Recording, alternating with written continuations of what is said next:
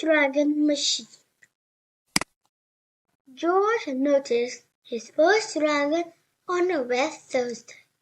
The more he looked, the more dragons he saw.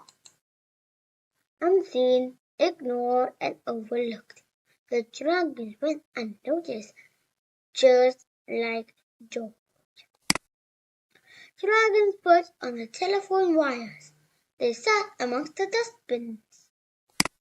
They chased butterflies through the tulips. They sang. They played havoc with the cat. They sang the water lilies in the pond. George fed them delicious stale biscuits and smelly cheese. And then the trouble began.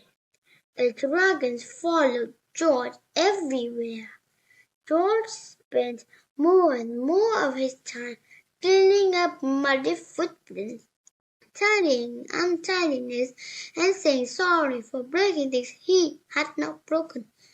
George's dragons were becoming too troublesome to stay unnoticed for much longer. Something had to be done. George went in search of some advice. The dragons followed George to the library. He consulted the Encyclopedia of Dragons. There were dire warnings.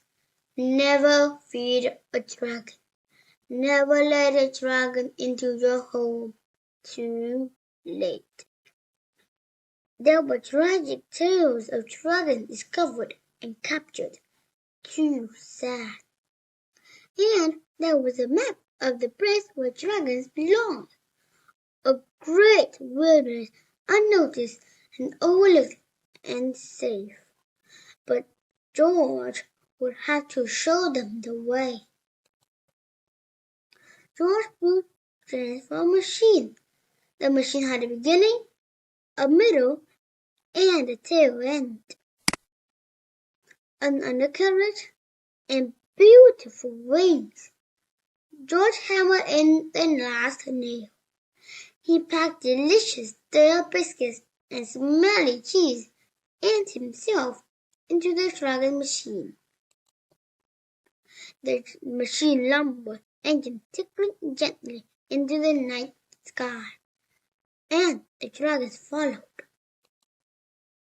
The machine clicked and whirled over the sleeping town, and rattled and clunked over the moonlit fields and woods. The dragons followed. It clattered and banged and crashed into the great wilderness. The dragons followed.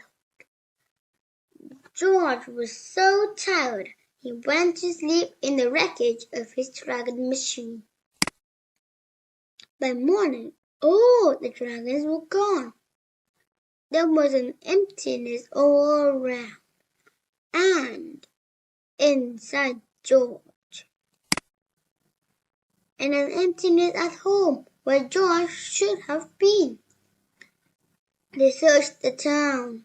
They searched the fields. They ventured into the great wilderness looking for George and found him among the broken pieces of his dragon machine. George and his streams of dragons went home. Everyone was pleased to see George, and George was pleased to be back.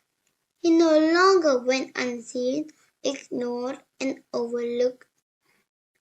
They made him a huge cake to celebrate his return and gave him a doll as a present. Nobody else noticed that it wasn't a doll.